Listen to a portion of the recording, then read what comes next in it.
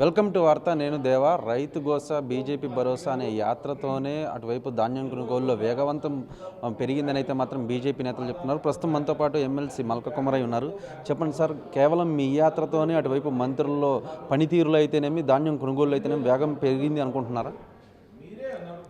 మేము అంటే ఈ యాత్ర చేసి దీని ఏదో పొలిటికల్గా అడ్వాంటేజ్ తీసుకోవాలి దాని కొరకు యాత్ర చేయలేదు. ఎక్కడైతే రైతులు బాధపడుతున్నారని తెలియగానే ఇమ్మీడియట్గా మేము పార్టీ ఆదేశాల మేరకు మా ప్రెసిడెంట్ గారు, మా ఎంపీలు, ఎమ్మెల్యేలు, ఎమ్మెల్సీలు అందరం కలిసి పాదయాత్ర చేశాము. దాంతో మూమెంట్ వచ్చింది, పర్చేజులు అనేది అది కరెక్ట్ వాళ్ళే చెప్తున్నారు.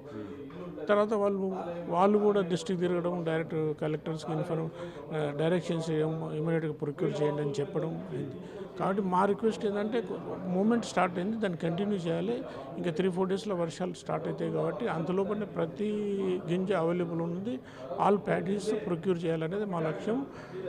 మా కామన్ పర్పస్ ఏంటి, రైతులకు బెనిఫిట్ కావాలి. రైతులు చాలా బాధపడుతున్నారు, రోడ్ల మీద ఏడుస్తూ ఉన్నారు. తర్వాత రాత్రి పగలు వాళ్ళ ఎప్పుడు వర్షం వస్తుంది, ఎప్పుడు గాలి వస్తుందని వాళ్ళ ధాన్యాన్ని రక్షించడం కొరకు వెయిట్ చేస్తారు. కాబట్టి నష్టం కాకుండా చూడడం అనేది మా ఉద్దేశం. గవర్నమెంట్ కూడా అలర్ట్ అయ్యి ఇప్పుడు ఆ పని చేసి వార్ ఫుటింగ్ లాగా మొత్తం ప్రొక్యూర్ చేస్తే మాకు సంతోషం. అంటే మంత్రి ఉత్తమ్ కుమార్ రెడ్డి మాత్రం 75 లక్షల మెట్రిక్ టన్నులు కొనుగోలు చేయాలి, కాకపోతే ఇప్పటి వరకు 60 లక్షలు చేస్తాము, ఇంకా 10 లక్షల మెట్రిక్ టన్నులు అని చెప్పుకొస్తున్నాడు కదా. అది ఆయన తప్పు లెక్కలు. యాక్చువల్గా టోటల్ రా మెటీరియల్ ఈసారి మంచి ప్రొడక్షన్ వచ్చింది. ఆల్మోస్ట్ 1,40,000 టన్స్ అవైలబుల్ ఉంది. అందులో మెట్రిక్ టన్స్ అందులో సగం కొన్నారు, ఇంకా సగం అవైలబుల్ ఉంది. కాబట్టి బ్యాలెన్స్ ఎడితే వాళ్ళు కొనాలి, అదే మా లక్ష్యం. కంప్లీట్ కొనిపించడం అనేది మా ఉద్దేశం. ఫైనల్గా అటువైపు కాంగ్రెస్ మంత్రులకైతేనేమి, కాంగ్రెస్ ప్రభుత్వానికైతేనేమి రైతుల తరపున మీరేం డిమాండ్ చేస్తున్నారు?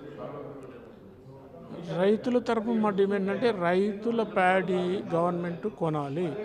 సెంట్రల్ గవర్నమెంట్కి వాళ్ళు ఎంత ఇంటెంట్ ఇచ్చారో అంత ఇంటెంట్కి వాళ్ళు డబ్బులు ఇచ్చారు, కొనడమైంది.